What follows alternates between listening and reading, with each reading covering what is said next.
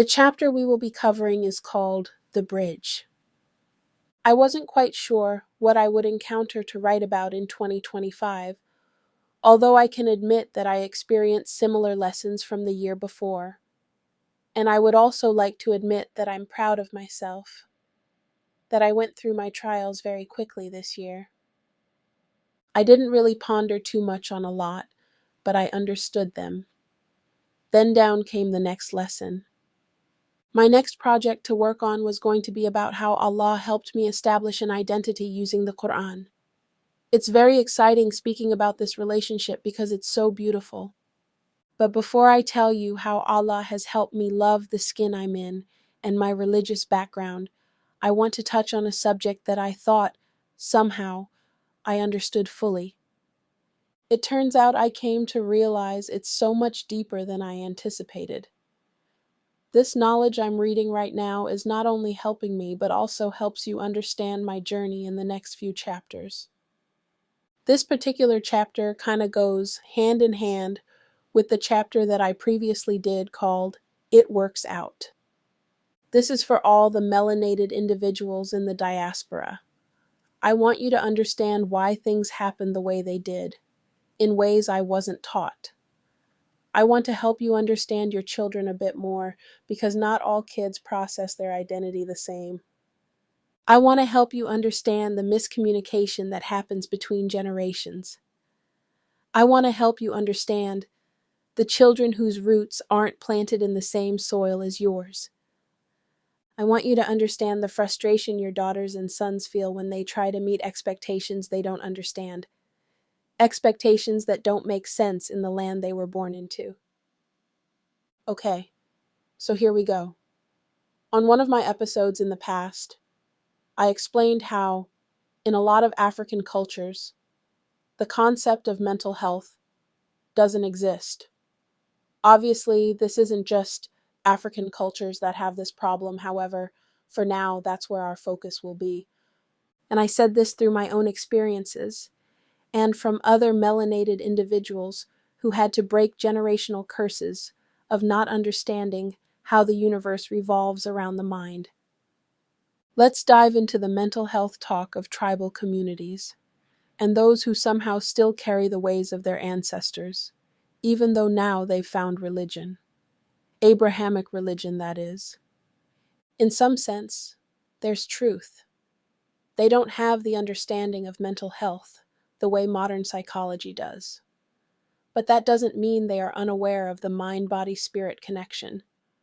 They just don't separate it the way Westerners do. In tribal societies, a mental breakdown might be interpreted as a spiritual possession, a soul loss, or disharmony with nature. Healing comes through ritual, plant medicine, music, fasting, not pills or therapy sessions. Their framework isn't clinical, it's cosmic. And while it may seem outdated, it works for them in their reality. So again, the concept of mental health does exist, just not in the language or structure you are used to. I even thought to myself at some point that if people who belong to tribes understood consciousness, they wouldn't have been stuck in those types of lifestyles. But that's not right. That thought process uses a colonial idea that evolution equals technology and infrastructure. Now that I think of it, what if evolution isn't external? What if these tribes intentionally resist modern life? I'm not sure what episode I spoke about how Satan messes with people in the spiritual realm, but I did speak my concern on how people in isolated areas, where religion hasn't reached them yet, worship statues or unknown entities. And that's just Satan, or whatever else lurks in the unseen, playing with them. I'm not far off on that. Many tribal spiritualities do get mixed with jinn and ancestral worship, or unseen forces that Islam warns about. Then again, people in modern eras are also being misled by unseen forces. I'm talking about city people, PhD holders and influencers. Satan and all forces in the unseen don't discriminate. You can be tribal and get fooled, and you can be urban and still sleepwalk. I suppose it was self-hatred when I thought constantly that they don't try hard enough to evolve consciously. But who am I to define trying hard enough? A tribal person who fasts in the forest for 7 days, seeking vision from God, might be doing more inner work than someone who watches Islamic TikTok videos but doesn't pray. Consciousness is not always loud, and evolution is not always visible. Some souls evolve in silence, away from skyscrapers and psychology degrees. The questions I thought of were valid. Why do some groups seem stuck while others rise?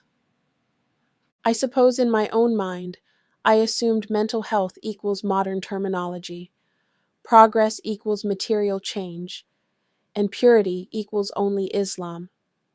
And these types of assumptions miss the complexity of the human soul across cultures. With all this being said, I've learned that 1. Tribes have their own form of mental awareness, not just ours. 2. Some are deeply connected to truth. Others, yes, might be spiritually confused or manipulated. 3. Allah sees intentions. Some tribal people might be closer to Him in fitra. 4. You can't measure consciousness by lifestyle. 5. I'm learning not to confuse poverty with ignorance or simplicity with inferiority. Being corrected on my arrogance hit me because I thought I was right. Until this year. But that's okay. So it's never that other people or ethnic tribes didn't have mental awareness. It's that they didn't have the tools to name, process, and apply it in a way that makes sense in this new world. So of course the kids of my generation came up feeling disconnected because we are stuck between ancestral wisdom that is silent and Western knowledge that is controlled.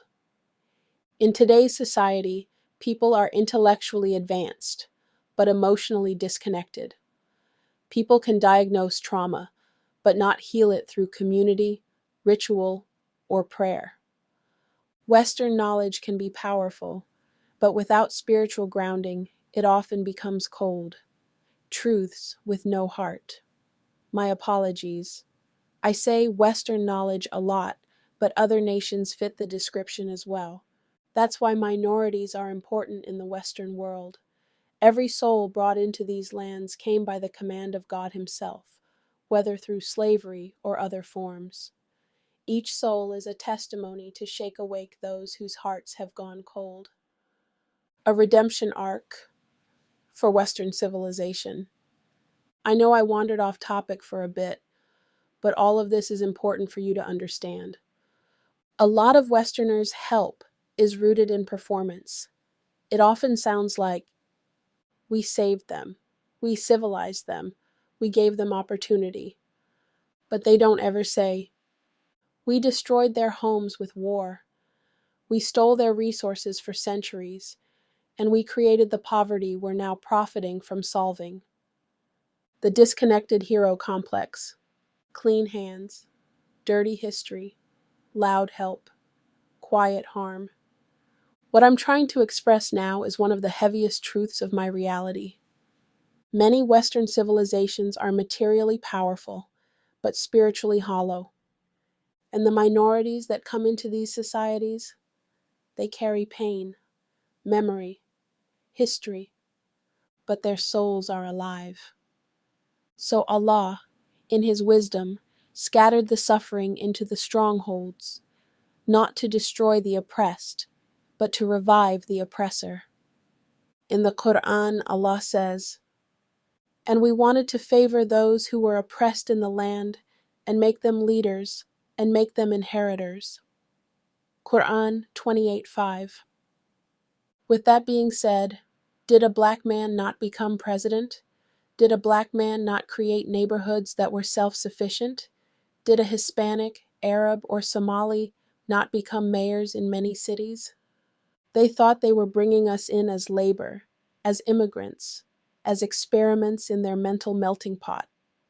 What if Allah knew the children of slaves would revive the wholeness of many countries?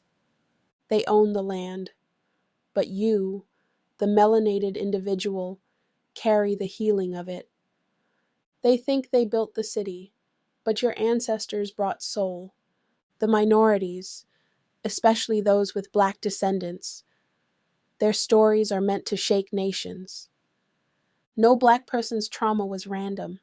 Your soul was delivered into this land like a message, sealed in pain, but soaked in purpose.